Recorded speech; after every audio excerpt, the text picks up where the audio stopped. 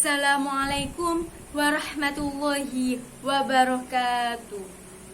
Alhamdulillahirabbil alamin, wassalatu wassalamu ala asrofil anbiya'i wal mursalin wa ala alihi wa sahbihi ajma'in, amma ba'du. Yang terhormat kepada Bapak Ansori selaku dosen mata kuliah Hadis Dakwah dan teman-teman sekalian. Perkenalkan, nama saya Royhatul Jana, NIM 040403211144. Saya dari kelas B5, Prodi Bimbingan Konseling Islam, Fakultas Dakwah dan Komunikasi, UIN Sunan Ampel, Surabaya. Di sini saya akan menjelaskan teks hadis tentang fleksibilitas dakwah.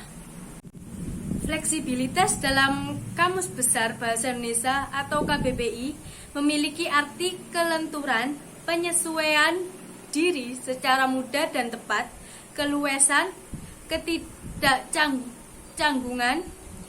Secara istilah, banyak pakar dan para ahli di bidangnya mendefinisikan arti kata fleksibilitas.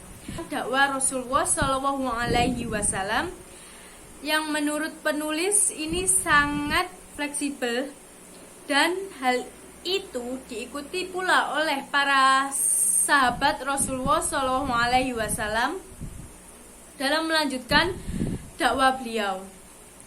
Pada bagian ini, penulis akan mengklasifikasikan dakwah Rasulullah SAW yang memiliki fleksibilitas diambil dari beberapa bab dalam kitab Hayatus Sahabah. Dakwah kepada orang tertentu. Abu Bakar merupakan sahabat Nabi yang pertama kali masuk Islam. Beliau juga merupakan teman dekat Nabi ketika zaman jahiliyah, sehingga Abu Bakar sangat mengenal sifat jujur beliau, sifat amanah beliau, watak beliau yang sangat baik, dan kemuliaan akhlak Rasulullah SAW yang tidak mungkin berbicara bohong tentang makhluk, apalagi tentang sang pencipta. Nabi berdakwah kepada Abu Bakar secara personal. Dalam sebuah riwayat dari Ibnu Ishaq bahwa Abu Bakar mendatangi Rasulullah SAW dan berkata, "Benarkah yang dikatakan orang-orang Quraisy, wahai Muhammad, bahwa engkau meninggalkan Tuhan kami, menganggap bodoh akal kami, dan mengkafirkan nenek moyang kami?" Maka Rasulullah SAW bersabda, "Ya, sesungguhnya aku adalah utusan Allah dan juga nabinya. Dia telah mengutusku untuk menyampaikan risalah darinya dan mengajakmu beriman kepada Allah dengan kebenaran. Demi Allah, sesungguhnya hal ini benar adanya. Wahai Abu Bakar, aku mengajakmu agar beriman kepada Allah semata, tidak ada setuju baginya, juga agar kamu tidak menyembah selain Dia, serta agar kamu senantiasa taat kepadanya." Kemudian Abu Bakar masuk Islam. Bayi adalah yang bersedia untuk masuk Islam, dan berbeda kisahnya satu sama lain. Adapun yang Nabi dakwai tidak mau masuk Islam adalah Abu Jahal bin Walid bin Mughirah. Dakwah kepada sekelompok orang ketika Rasulullah SAW mengemban tugas untuk menyeru manusia untuk beriman kepada Allah, maka beliau melaksanakan tugas tersebut dengan penuh kesabaran. Dakwah bukanlah tugas yang mudah, apalagi berhadapan dengan sekelompok orang yang memiliki kedudukan dan pengaruh besar terhadap sebuah kabilah atau kelompok tersebut. Dalam sebuah riwayat dari Ibnu Jarir menerangkan bahwa seorang laki-laki dari Bani Abdi Ad-Dar, Abu al-Bakhtari dari kabilah Bani Asad, Aswad bin Muthalib bin Asad, Zam'ah bin Aswad, Walid bin Mughirah, Abu Jahal bin Hisham, Abdullah bin Abu Umayyah, dan lain-lain. Kemudian mereka mengirim utusan kepada beliau dengan pesan, orang-orang yang terhormat dari kabilahmu telah berkumpul untuk berbicara denganmu.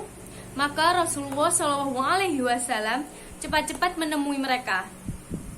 Sedangkan beliau mengira bahwa mereka telah mengubah pikiran atau hendak menerima Islam. Kemudian Rasulullah SAW duduk di hadapan mereka, lalu mereka berkata, "Hai Muhammad, kami telah mengirim utusan kepadamu agar kami terhindar dari celaan sehubungan denganmu. Demi Allah, sesungguhnya kami tidak mengetahui seseorang pun di kalangan bangsa Arab yang berbuat keburukan terhadapmu."